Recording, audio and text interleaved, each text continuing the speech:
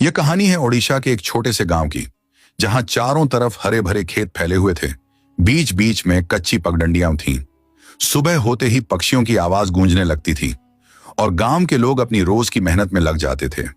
उसी गांव के किनारे एक टूटी फूटी झोपड़ी में रहती थी एक गरीब लड़की, जिसका नाम गौरी था। गौरी के पास ना अच्छे कपड़े थे, ना पक्की छत, लेकिन उसके दिल में हिम्मत और उम्मीद भरी हुई थी। वह रोज सुबह सूरज निकलने से पहले उठ जाती थी, ठंडी हवा में अपने पुराने घिसे हुए कपड़े पहनती थी, अपने बालों को जल्दी से बांधती थी और बिना कुछ खाए ही खेतों की तरफ चल पड़ती थी। रास्ते में मिट्टी से भरे छोटे छोटे गड्ढे होते थे, पांव में चप्पल भी नहीं होती थी, फिर भी वह बिना रुके चलती रहती थी। गांव के बड़े खेतों में वह मजदूरी करती थी, कभी धान लगाती थी, कभी घास निकालती थी, कभी फसल काटती थी। तपती धूप में घंटों झुककर काम करती थी। उसके हाथों में गहरे छाले पड़ चुके थे, उंगलियां खुरदुरी हो चुकी थीं, पैरों में हमेशा मिट्टी लगी रहती थी, लेकिन उसके चेहरे पर कभी शिकन नहीं आती थी। लोग उसे बस एक गरीब मजदूर समझते थे। कोई उसकी मेहनत की कीमत नहीं समझता था।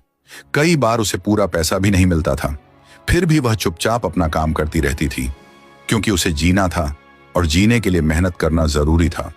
गांव की औरतें अक्सर आपस में बातें करती थीं। कोई उसकी हालत पर तरस खाता था तो कोई उसकी मजबूरी का मजाक बनाता था, लेकिन गौरी इन सब बातों को नजरअंदाज कर देती थी। उसकी आंखों में एक सपना था कि एक दिन उसकी जिंदगी बदलेगी, एक दिन उसे भी इज्जत और सुख मिलेगा। उसी गांव में रहता था सरपंच रघुवीर सिंह, जो बहुत अमीर और दबंग आदमी था। उसकी बड़ी हवेली गांव के बीचों बीच थी, ऊंची दीवारें और बड़ा सा दरवाजा। उसके पास बहुत सारी जमीन थी, खेत, बगीचे और कई मजदूर उसके लिए काम करते थे। गांव का हर आदमी उससे डरता था। उसकी एक आवाज पर लोग काम छोड़ देते थे। कोई उसकी बात को टाल नहीं सकता था। रघुवीर को अपनी ताकत और पैसे का बहुत घमंड था। वह हमेशा बड़े लोगों की तरह रहता था, गरीबों की तरफ कम ही ध्यान देता था। एक दिन वह अपने खेतों का जायजा लेने निकला। उसके साथ उसके खास आदमी भी थे। धूप तेज थी, लेकिन उसके लिए छाता पकड़ा गया था। वह आराम से चल रहा था। तभी उसकी नजर दूर खेत में काम कर रही गौरी पर पड़ी। वह धूप में झुककर धान लगा रही थी।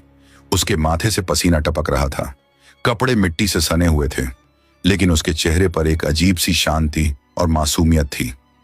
रघुवीर कुछ पल के लिए वहीं रुक गया। उसने पहले कभी इतनी मेहनत और सादगी एक साथ नहीं देखी थी। उसने अपने आदमी से पूछा, यह लड़की कौन है? आदमी ने धीरे से कहा, यह बहुत गरीब है, इसके माँ बाप नहीं हैं, यह अकेली रहती है और दिन